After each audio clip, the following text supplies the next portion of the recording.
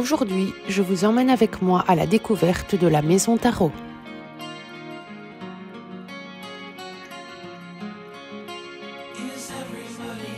Enfouie sous des années de végétation, j'ai eu du mal à apercevoir cette petite maison reculée dans une triste obscurité.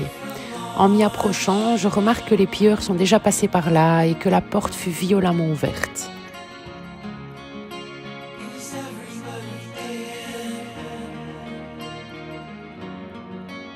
Je décide d'y entrer, pensant me retrouver noyée dans les déchets et les meubles cassés, et j'ai découvert avec surprise toute la vie totalement figée de Robert et Helga.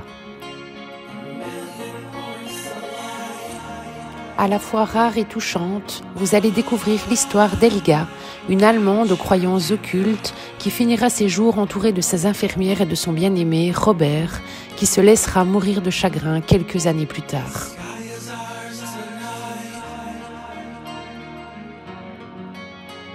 Tout au long de la vidéo, je vous expliquerai également comment je parviens à démêler l'histoire de ces anciens occupants ainsi que les raisons de l'abandon. Installez-vous confortablement, posez un casque sur vos oreilles et découvrez l'exploration de la maison Tarot.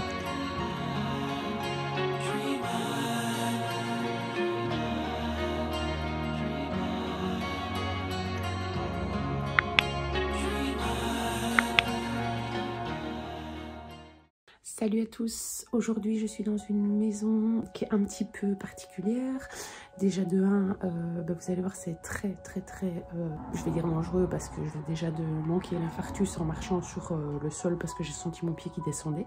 Elle est inattendue, voilà. Quand on voit la maison, c'est inattendu. Ici, je suis déjà un peu en train de vous montrer donc le décor derrière. Voilà, c'est des trucs. Enfin, moi, j'ai jamais vu une déco pareille. Donc, je vais tout filmer avec vous. Je vais essayer de retrouver un petit peu les informations sur la maison, comme je fais toujours. Il y a pas mal de bordel. Peut-être qu'il y a des documents dedans, j'en sais rien. De toute façon, comme d'habitude, je vous raconterai toute l'histoire du spot en fin de vidéo. Et ici, je vais tenter donc de survivre. Donc, je vous montre un peu le dédale. Voilà, le foutoir,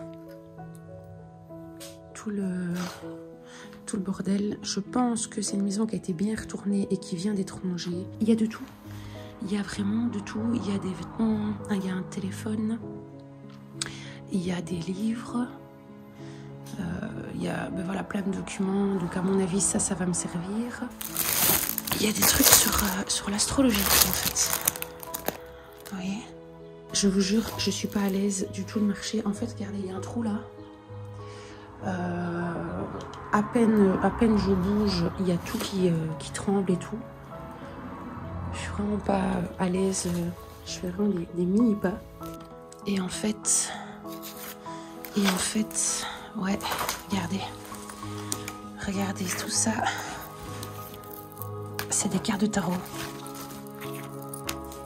Ça, c'est des cartes de tarot. Le premier jeu de tarot a été créé au XVe siècle en Italie. À la base, le tarot était un jeu de cartes à jouer au nombre de 78. Ce n'est qu'à la fin du XVIIIe siècle que le tarot sera utilisé pour un usage occulte et mystique. Des boutiques ésotériques ouvrent et les diseuses de bonne aventure s'en sont servies comme guide afin de lire l'avenir de leurs clients. Donc voilà, d'où le fait en fait qu'on appelle cette maison la maison Tarot. C'est super intéressant. C'est très intéressant. J'espère qu'on va trouver d'autres infos parce qu'il n'y a pas que ce tas-là. Donc on a appelé ce spot la maison Tarot. Donc pour les cartes ici forcément, à mon avis, tous les livres sur l'astrologie. J'ai fait un tour à la va-vite en bas, donc je ne sais pas encore vraiment si en bas il y a d'autres objets un peu d'ésotérisme et tout ça. Donc j'espère parce que je trouve ça trop cool. Je vous dis, mon spot, j'ai jamais trouvé des trucs comme ça, donc c'est vraiment intéressant. Ça change totalement de ce que je vous montre d'habitude et de ce que moi je trouve d'habitude. Je vais vous montrer donc ici le haut, vous voyez. On se croirait un peu dans un, vous savez, un cabinet, pas de curiosité, mais on dirait un peu qu'ici la dame elle recevait des gens et qu'elle faisait ses tirages de cartes ici. Enfin, c'est vraiment, moi, c'est ce que ça m'évoque. C'est vraiment particulier. J'adore, franchement, c'est vraiment beau, quoi. Je vais faire de belles photos ici. Bon, donc, trêve de bavardage. On va aller un peu plus près. Oh, la vache! Oh, le flip! C'est des trucs quoi, c'est mon écharpe je crois. Mais donc il porte la poisse ici. Alors, on a donc 2 petites poupées dans un fauteuil. On a encore une petite poupée ici. Je suis désolée, je vais essayer de faire plus grand. On a une petite poupée ici. Là, on a des fleurs. Je trouve ça très joli en fait. C'est vraiment beau. J'essaie vraiment de marcher le plus près possible. Mais ce trou-là qui me regarde, je suis pas à l'aise du tout. Vous voyez, il y a plein de cartes de tarot en fait partout. Je sais pas si vous voyez les espèces de jeux de cartes. C'est les cartes de tarot, hein, tout ça. La lampe, elle est canon. Ça va super bien avec tout en fait. Les couleurs, il y a tout qui va super bien ensemble. La petite lampe là aussi, c'est vraiment joli quoi. Et donc, vous voyez, le bois, il a été rajouté, bien entendu, hein, par au-dessus pour donner cet effet un peu chalet, en fait. Ça donne un côté chalet, alors que je suis dans une chambre. Voilà, je suis dans une chambre, je suis en haut, quoi. Alors, ici, donc, nous avons des éléphants que j'ai à moitié défoncés. Je suis désolée, les pauvres. On a quelques objets religieux. C'est ça que je me demandais, justement, si on avait retrouvé des objets religieux. Ben oui, il y en a. Ah, j'ai oublié de vous montrer, là, il y avait un lustre.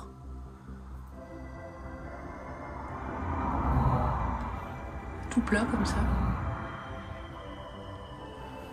Et alors le plafond, hein, vous voyez, donc commence à dépérir.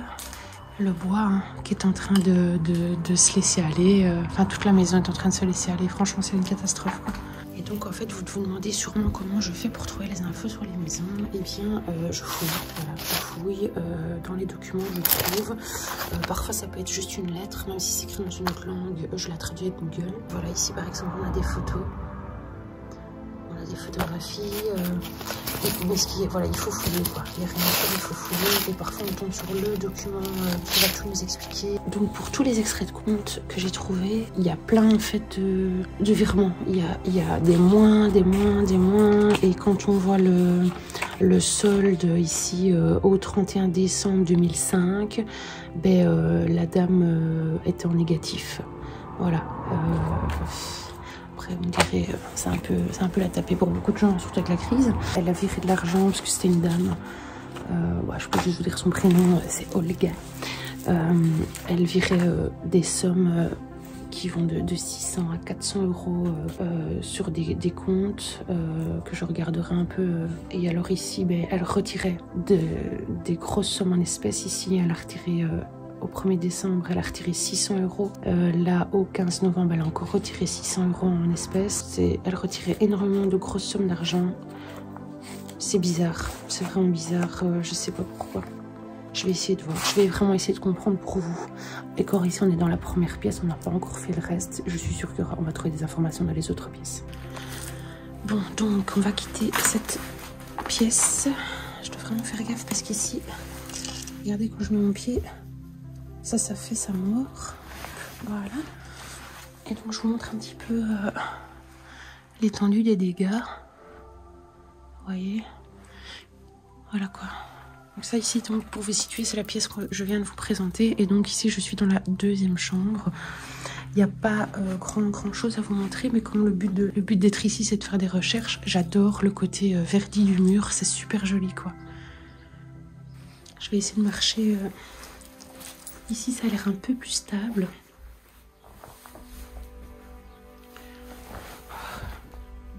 Je ne vais pas aller trop loin non plus.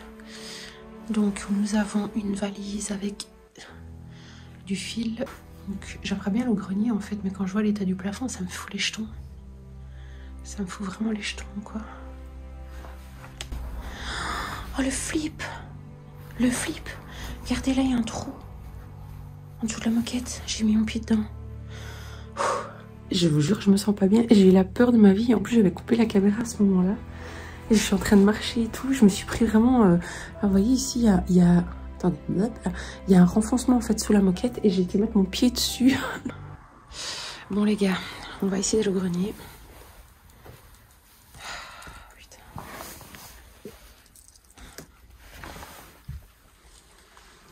Oh là là là là, truc de fou, encore ici, truc de fou. Pourquoi je fais pas de la poterie? Pourquoi je fais pas de la poterie? Pourquoi je fais pas de la poterie? Un truc qui me touche les cheveux. Je vous jure, c'est pour vous que je vais au grenier. Vraiment. C'est vraiment pour vous, quoi. Oh. j'aime pas ça, j'aime pas ça, j'aime pas ça, j'aime pas ça, j'aime pas ça. C'est du carton. C'est du carton, c'est du carton. Je suis sûre qu'il y a plein de trucs, hein. Je suis sûre et certaine. Je suis en plein questionnement. Est-ce que ça vaut la peine de m'aventurer là-dedans? En sachant que j'ai déjà plein d'infos. Oh, j'aime pas ça, j'aime pas ça, j'aime pas ça, j'aime pas ça, j'aime pas ça. En fait, le truc, c'est qu'il y a tellement de bordel. Je vois pas le sol. Avec la flippette que je me suis prise en bas avec la moquette qui cachait des trous. Ici, c'est plein de moquettes, évidemment. Voilà, sinon, c'est pas drôle. Et d'un autre côté, je me dis, voilà, il y a la curiosité. J'ai envie d'aller voir un peu les objets. Il y a toujours plein de trucs dans un grenier. Le plafond en bas, dans les chambres, il est pas top non plus. Je vous jure, cette fenêtre, le toit, il va tomber, en fait, ici. Regardez ici, vous voyez, là vous voyez mieux je pense. En fait, bah non, on ne voit pas dans la vidéo, c'est drôle hein. Moi je le vois et vous le voyez pas. La fenêtre est de travers comme ça en fait. Bon écoutez, il n'y a que du brol. Voilà, il y a des meubles, il y a un vieux matelas, il y a des décos de Noël, ventilateur, des seaux et des caisses. Donc je vais pas aller risquer le truc. Je pense que j'ai déjà bien risqué là. Je vais pas aller plus loin. Je pense que de toute façon, vous ne me diriez pas d'aller plus loin. Allez, j'ai pu monter, je peux descendre. Je suis une grande fille, je vais survivre. Regardez ce qu'on vient de trouver. Un vieil appareil photo. Ça va sûrement parler à plein de gens. Qu'on voit ce qu'on a maintenant. N'empêche, à l'époque, c'était petit. Hein, c'était petit et portable. Hein. Est-ce que vous aussi, vous en avez eu un à l'époque ? Et voilà, donc, l'escalier que je viens de descendre. Ici, vous voyez tout le papier peint avec le vieux journal en dessous. Et donc, la petite surprise du jour.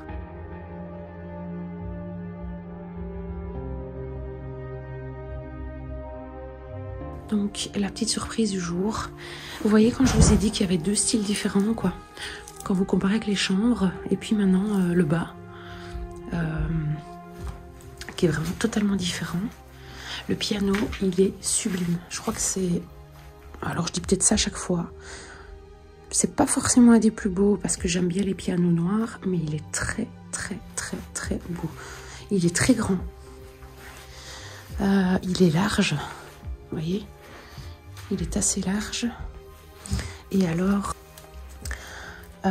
il y a des moulures en bois et ça c'est assez rare sur les pianos. Alors ici on a un objet. Ah ouais, il tourne. Ok. C'est super mignon quoi. C'est vraiment trop mignon avec les petits anges. J'espère qu'il ne sera pas volé lui. Vraiment. Et alors ici on a une horloge avec une partie, parce qu'à mon avis il y avait sûrement deux parties. Et alors là le petit flocon qui a rien à voir, c'est tout joli aussi. Non franchement le piano il est vraiment beau. Il est vraiment vraiment beau.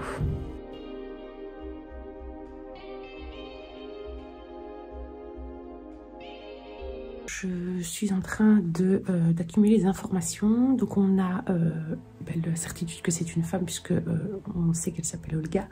On sait donc qu'elle touchait à l'ésotérisme puisqu'il y a des bouquins sur l'astrologie, il y a des cartes de tarot partout. On sait également qu'elle elle aimait la couture, elle aimait la broderie, elle était catholique, elle aimait la musique, peut-être, c'est mon avis. Qu'elle n'avait pas d'enfant, parce qu'on n'a pas de jeu d'enfant, on n'a rien du tout. Peut-être qu'elle n'avait pas d'enfant, peut-être qu'elle a terminé ses jours seule, et peut-être qu'elle est décédée, qu'il n'y a pas d'héritier, et que c'est pour ça que la maison est à l'abandon total. Je pense que ça sera plus ce genre d'explication, sauf si on trouve un truc, une information en plus. Je vous dis, là, il y a tout ça, hein. Il y a tout ça à retourner, il y a un calendrier, ça, je vais regarder justement ce que ça dit. Les dates, alors vous voyez quand il y a des rendez-vous. Donc tout à l'heure j'ai dit 2006, là on est quand même en 2016. Et on a, voilà, coiffeur, pédicure, pré-manucure. Bon, elle avait bien prendre soin d'elle, c'est très bien. Et alors après, voilà, on n'a plus rien. On n'a plus rien. Donc, en août 2016, il se serait passé quelque chose en août, puisque la page n'a pas été retirée et les autres pages l'ont été. Oh! Il y a des runes. Les pierres de runes inscrites en alphabet futarque sont un système de voyance occulte qui date du IIe siècle. Cet alphabet est d'origine germanique et est extrêmement complexe. L'idée de ce jeu est de poser une question aux anges, de jeter les pierres et de lire une acceptation ou un refus dans les pierres.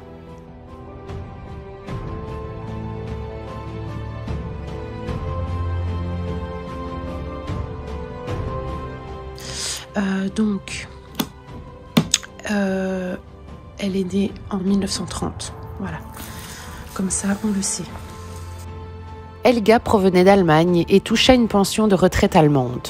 Elle aurait pu être qualifiée de sorcière étant passionnée par toutes sortes d'arts divinatoires ainsi que de magie. Le tarot, les runes et l'astrologie me font penser à une certaine forme de paganisme. Je traduirai également sur une lettre manuscrite un rituel parlant des Goths, un ancien peuple germanique historique datant du 8e siècle, ainsi que des anges et de la vie éternelle. Vous me direz en commentaire si ça vous plaît, le fait que je vous montre comment je fais mes recherches. Voilà, je me suis dit que pour vous, ça pouvait changer un petit peu. Vous pouvez aussi, du coup, mener votre petite enquête en même temps que moi. Et donc, si vous regardez, si vous avez des idées, vous mettez tout de suite un commentaire. Je pense que c'est ça, je pense que c'est ça. Parce que vous allez sûrement penser à des éléments, peut-être que vous allez voir des éléments à côté desquels je suis passée. Ou peut-être que vous allez penser à des choses auxquelles moi, je n'y ai pas forcément pensé. Donc voilà, vous me direz si ça vous plaît. Alors maintenant on va dans la cuisine. Et donc dans la cuisine on a encore un jeu qui est plus grand. Ah ben c'est le même qu'on a trouvé en haut. Et donc il est pas en français. Il est pas en français. Ça donne très bien. Donc avec le décor. Voilà, donc la cuisine était quand même grande. Il y avait quand même du rangement, de l'équipement. Il y avait une canne, parce que c'est vrai que on parle de madame, mais on parle pas de monsieur. On n'a pas encore vu vraiment... Enfin si, sur les photos. Sur les photos, il y avait un homme, c'est juste. Alors la petite minuterie incorporée, ça c'est trop cool. Maintenant on demande à Siri de nous mettre une minuterie. Casserole, et donc vous voyez le plafond qui s'est vachement effondré partout. Voilà, il y a plein de médicaments. J'ai pas envie de trop fouiller, de toute façon tout le monde a des médocs chez soi. Mais bon, là c'est vrai que il y a quand même beaucoup de médicaments. Encore une boîte ici aussi. Ah ouais, quand même. Il y a quand même vachement beaucoup de médocs. Ok, ici on a une clé. Je sais pas à quoi elle est destinée. Ok, donc ça c'est une farde. Service de radiologie. Ben voilà, on a tout son dossier médical. On a vraiment toutes les infos. Travail habituel. Mes médicaments sur la table. L'ouvrier de l'ADMR arrive quasi en même temps que moi. Vaisselle, travail habituel, coup de torchon rapide, conduit Robert à la poste. Et chez Match, un cappuccino, une galette pour Helga. Sécher la lessive, fait une lessive de couleur. Course avec Robert, lessive terminée, prendre la lessive Rita. Travail habituel, RAS. Ok, on dirait un livre, un cahier des charges avec des dames qui venaient s'occuper, à mon avis, et qui écrivaient ce qu'elles avaient fait. J'ai parlé à Helga pour qu'elle se lave les dents après le déjeuner. Pouvez-vous l'aider? Donc on a plein de prénoms, Delphine, Caroline, Rita. Vaisselle a été à la poste. On va essayer de voir dans les dates, dans les dernières lignes. Bon, j'ai pas voulu vous lire tout le bouquin, mais voilà, le dernier livre, dernière page. En août, je vous l'avais dit. Elga hospitalisée depuis hier. 8h30, 10h, vaisselle, changer le lit complet. Jusqu'à 15h, conduit Robert à l'hôpital. Quand nous sommes revenus, Robert a pris un bol de café et des galettes. Pas eu le temps de mettre sécher la lessive. Et c'est la dernière fois. Vous voyez? Donc je pense qu'en fait elle est décédée. Et peut-être que son mari était mis au home. Je vois que ça. C'était la dernière fois. Et donc les soins ont été faits par Sylvie. En fait je trouve ça triste. On me demande souvent, ça te fait rien d'aller dans les maisons avec des gens qui sont décédés. Ben, quand en vrai on les connaît pas, on n'a pas d'infos ou pas beaucoup, donc c'est moins touchant. Ici c'est différent parce qu'on a vraiment toute sa vie dans une partie de sa vie dans ses carnets. Et on a un peu l'impression d'être avec elle en fait ici, d'être vraiment, on est chez elle au final. Et le fait voilà, de savoir dans tous ces carnets ce qu'ils ont fait tous les jours et tout, et le fait que voilà, elle avait un mari, c'est triste en fait. C'est triste d'avoir des baraques qui terminent comme ça. Toute ta vie est allée, partout. Après moi je vois plus ça un peu comme un hommage aussi, hein. Mais c'est un peu touchant en fait. C'est un spot qui est touchant. Dans les dernières années de leur vie, le couple était soigné par 4 aides familiales qui ont laissé de précieuses informations dans différents carnets. Elga finira alitée et nourrie à la paille et Robert ne voulait pas qu'elle parte à l'hôpital. Mais en août 2016, à l'âge de 93 ans, Elga quitta malgré tout sa maison pour la dernière fois et décéda à l'hôpital. Sans enfant, elle laissa son bien-aimé Robert dans cette maison. Il finira par être conduit au home où il décédera de chagrin et de solitude quelques années plus tard.